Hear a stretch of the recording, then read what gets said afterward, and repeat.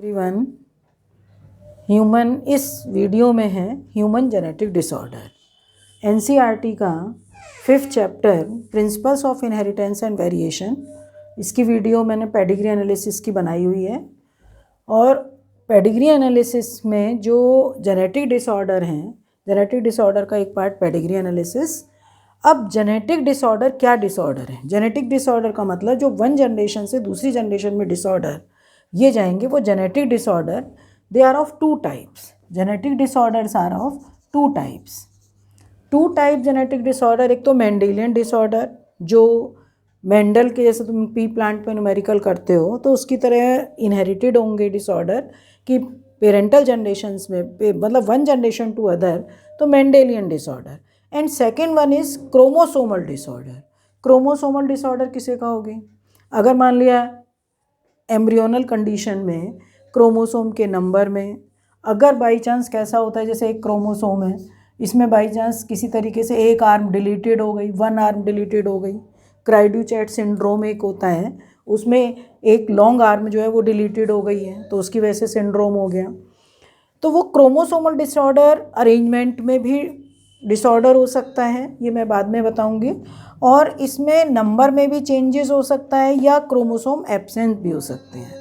तो chromosomal disorder भी, मतलब ये भी, जैसे ये मैंने यहाँ पे चार्ट में भी लिखा हुआ है कि 2 टाइप के हैं, पर इसको हम बाद में बताएंगे। मेंडेलियन डिसऑर्डर, अब ये भी 2 टाइप के।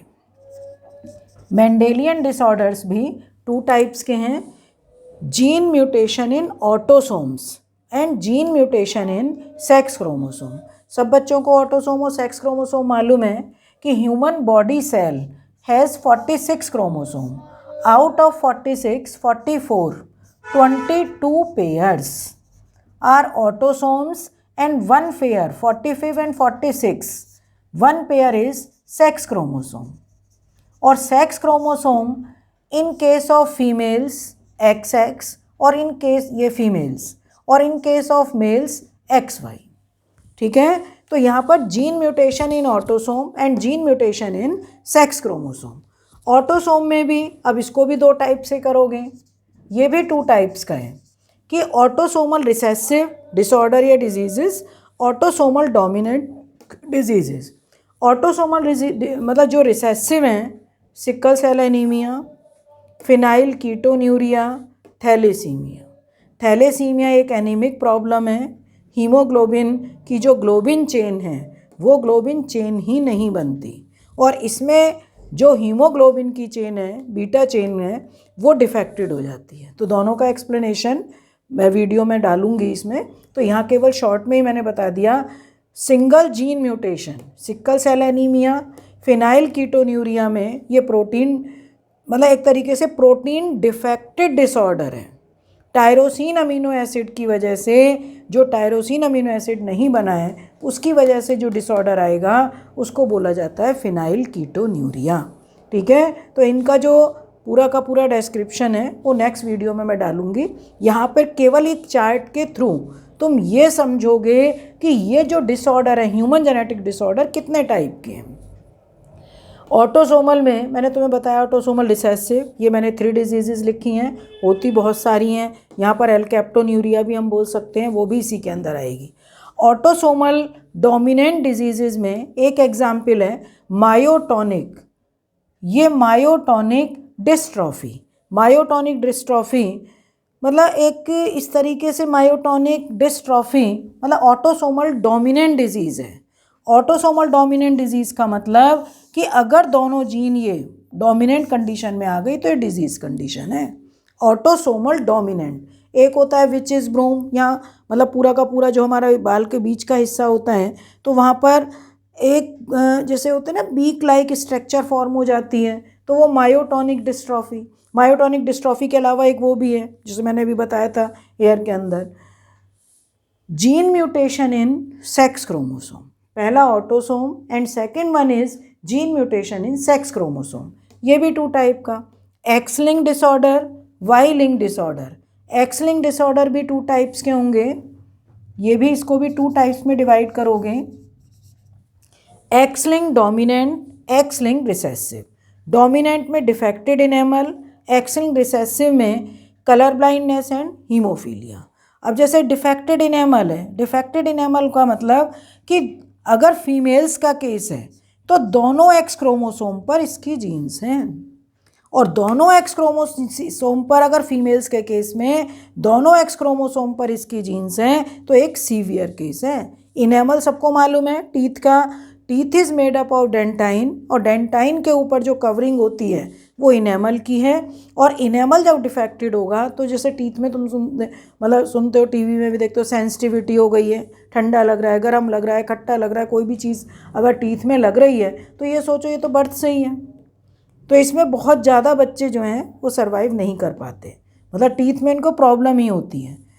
एक्स लिंक्ड रिसेसिव में कलर ब्लाइंडनेस सबको मालूम है कि होल कलर ब्लाइंडनेस भी होता है कि जिस केवल बच्चे को ब्लैक एंड वाइट ही दिखाई देगा, और दूसरा जो वो ऑटोसोमल और एक्स क्रोमोसोमल दोनों टाइप का है जो बिल्कुल कंप्लीट कलर ब्लाइंडनेस है। पर इसमें मोस्टली जो यहाँ तुम पढ़ते हो रेड ग्रीन ब्लाइंडनेस, ठीक है। और हीमोफीलिया एक ऐसी डिजीज़ है जिसको रॉयल डिजीज़ भी बोलते हैं, और इसमें कि ब्लड की क्लॉटिंग नहीं होती। जो नॉर्मल ब्लड की क्लॉटिंग होने में हमारा मतलब 1 या 2 मिनट से लेकर थोड़े 8 मिनट तक का टाइम लगता है जब सीवियर एक्सीडेंट वगैरह होता है, तो इसमें हाफ एन आवर से लेकर 24 घंटे तक का। तो इसमें जो हीमोफीलिया के पेशेंट है ये एक्स लिंक्ड रिसेसिव डिसऑर्डर है, और पेरेंटल टू मतलब parents to offsprings, generation to generation ये पास होती हैं। इसमें किस तरीके की कंडीशन है, क्या जीन्स इसकी होंगी, वो मैं इसकी जब अलग वीडियो बनाऊंगी उसमें आएगा।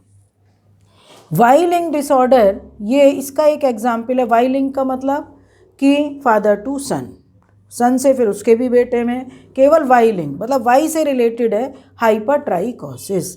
हाइपरट्राइकोसिस में तुमने देखा है कोई कोई मेल्स के मतलब बॉडी के ऊपर, हाथों पे, चेस्ट रीजन में, ईयर मतलब नोज से भी थोड़े थोड़े हेयर निकल रहे हैं, ईयर से भी हेयर निकल रहे हैं, तो उस कंडीशन को क्या बोलोगे, हाइपरट्राइकोसिस। ऐसा कुछ नहीं है, मतलब थोड़ा हार्मोनल होता है कि टेस्टोस्टेरोन हार्मोन का रिलीज थोड़ा सा ज़्यादा होता है इस केस में, और वाई लिंक डिसऑर्डर है, ठीक है।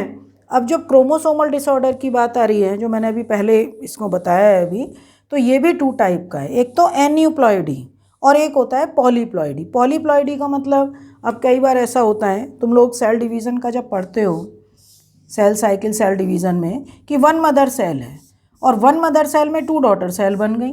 तो 2 डॉटर सेल का मतलब क्या होता है कि इसमें कैरियोकाइनेसिस, न्यूक्लियस में भी डिवीज़न हुआ, साइटोप्लाज्म में भी डिवीज़न हुआ। पर कई बार ऐसा होता है कि साइटोकाइनेसिस नहीं हुआ, मतलब केवल कैरियोकाइनेसिस हुआ और अभी साइटोकाइनेसिस नहीं हुआ। एक न्यूक्लियस से 2 न्यूक्लियाई बन चुकी हैं, साइटोकाइनेसिस नहीं हुआ किसी वजह से। तो उस केस में क्या होता है कि एबनॉर्मली पूरा का पूरा सेट ऑफ क्रोमोसोम ये इंक्रीज होते चलते हैं, और जब क्रोमोसोम नंबर इंक्रीज हो रहे हैं तब ये क्या कॉज करते हैं, पॉलीप्लॉइडी। पॉलीप्लॉइडी का मतलब जैसे तुम कहते हो ट्रिप्लॉइडी, पहले टेट्राप्लॉइडी, पेंटाप्लॉइडी एप्पल वगैरह में होता है, हेक्साप्लॉइडी तो पढ़ते भी हो कि हेक्साप्लॉइडी वैरायटी ऑफ व्हीट, ट्रिटिकम मतलब यहाँ जो हेक्साप्लॉइड वैरायटी जो होती है वो कौन सी होती है व्हीट की, ट्रिटिकेल, 6x नंबर ये। तो ये पॉलीप्लॉइडी। और दूसरा जो होता है एन्यूप्लॉइडी का मतलब आइदर नंबर इंक्रीज और डिक्रीज, चाहे 1 क्रोमोसोम 1 में चेंज हो रहा है, पूरे के पूरे पेयर में चेंज हो रहा है, उसको क्या बोलोगे, एन्यूप्लॉइडी। एन्यूप्लॉइडी अगर नंबर डिक्रीज हैं तो हाइपोप्लॉइडी, नंबर इंक्रीज हैं hyperploidy. Number decrease hypoploidy again of 2 type, इसके भी 2 टाइप लिखोगे। कौन कौन से 2 टाइप, फर्स्ट नंबर हाइपोप्लॉइडी के मोनोसोमी, इधर से ले लो, first is monosomy and second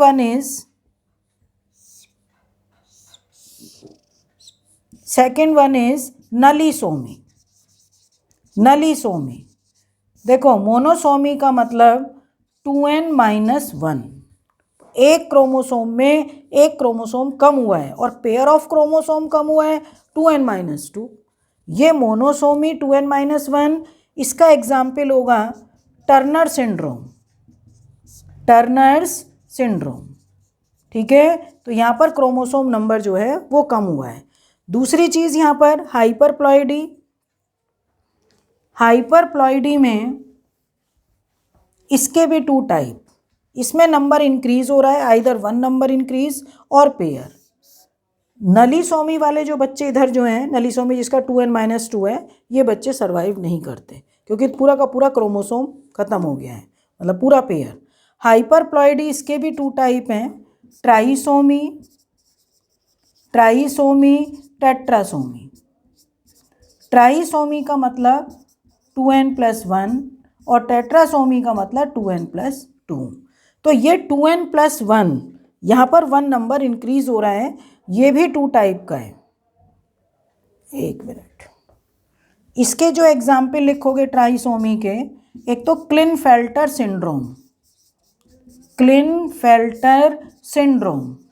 क्लिनफेल्टर syndrome में नंबर जो इंक्रीज होगा वो सेक्स क्रोमोसोम इंक्रीज। ठीक है, सेक्स क्रोमोसोम में भी एक्स ही लिखो, एक्स क्रोमोसोम इंक्रीज हो रहा है इसमें। तो ये क्लिनफेल्टर सिंड्रोम, और क्लिनफेल्टर सिंड्रोम में क्रोमोसोम नंबर कितने हैं? 47 chromosome. Second is down syndrome. ये डाउन सिंड्रोम जिसको बोलते हैं मंगोलियन इडियोसी, और इसका है 21 ट्राइसोमी।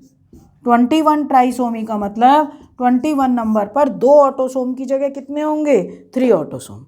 तो ये होंगे डाउन सिंड्रोम जो कि ऑटोसोमल एबनॉर्मलिटी है, और ये सेक्स क्रोमोसोमल एबनॉर्मलिटी, दोनों किस में आएंगे? ट्राइसोमी। और एक अभी मैंने बताया था टेट्रासोमी।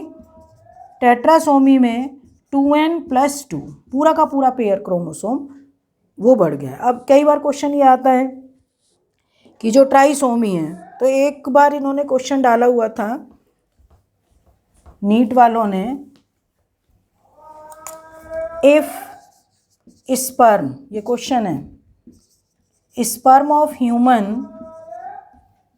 Has 23 chromosome,